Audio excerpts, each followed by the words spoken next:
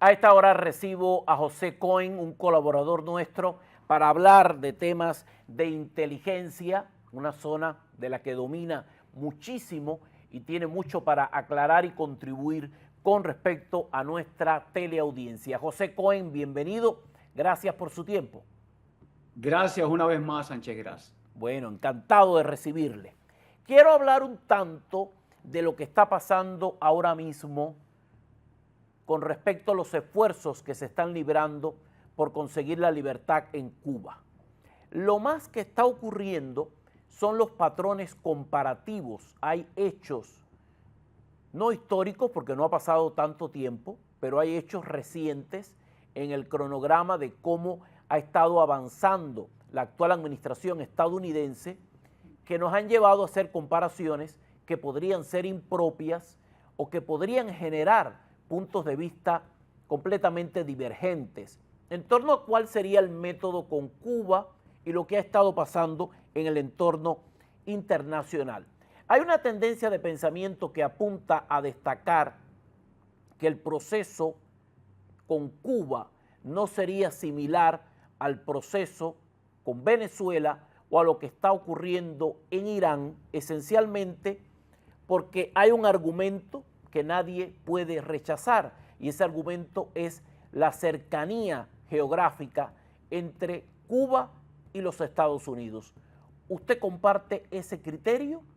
¿Por qué? Sí, Sánchez Gras. Mira, cada país tiene, eso se llama una situación operativa diferente. ¿Ok? Venezuela tiene sus características. Cuba es una dinastía manejada por una familia, los Castro, que están por encima de todo. Si te das cuenta, Venezuela, aunque son un grupo gangsteril, no era una dinastía. Había muchos intereses, opciones para lograr una división.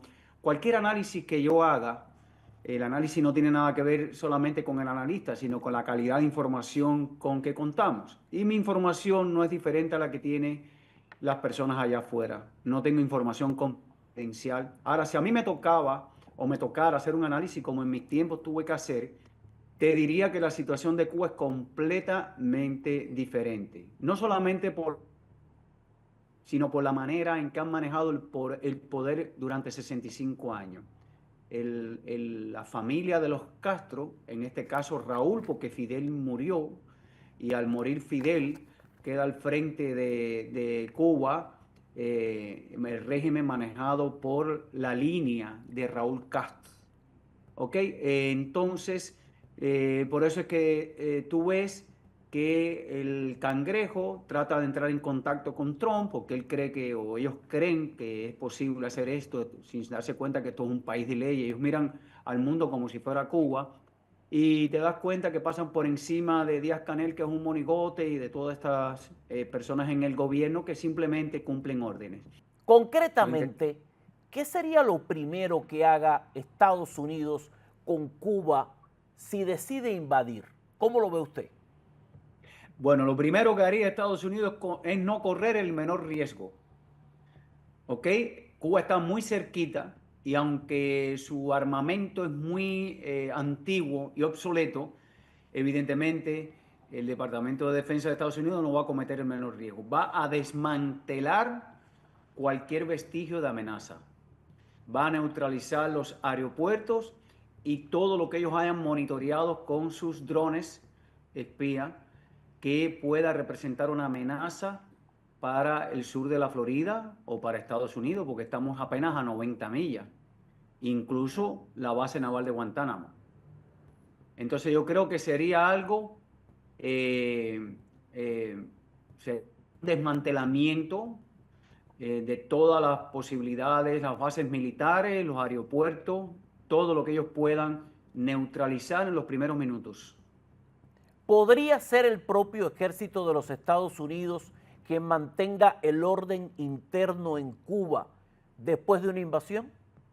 Yo sí creo, por eso es que lo veo tan diferente a Venezuela y a Irán. Primero, el pueblo de Cuba, y hay análisis estadísticas que indican que el pueblo de Cuba en su mayoría está en contra del régimen cubano. O sea, Estados Unidos no tendría resistencia, no habría riesgo de perder soldados sobre el terreno como en el caso de Irán.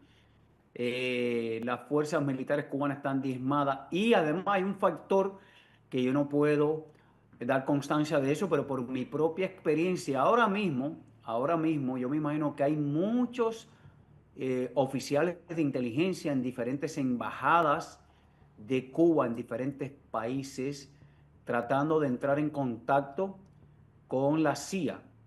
Honestamente, yo pienso eso, yo estuve ahí, yo lo haría, yo lo hice, y yo creo que hay muchas cosas que están ocurriendo que nadie sabe, porque eso se maneja de una manera muy compartimentada, y que propiciaría que el ejército, en este caso el Departamento de Defensa, invadiera presencialmente con fuerzas militares Cuba.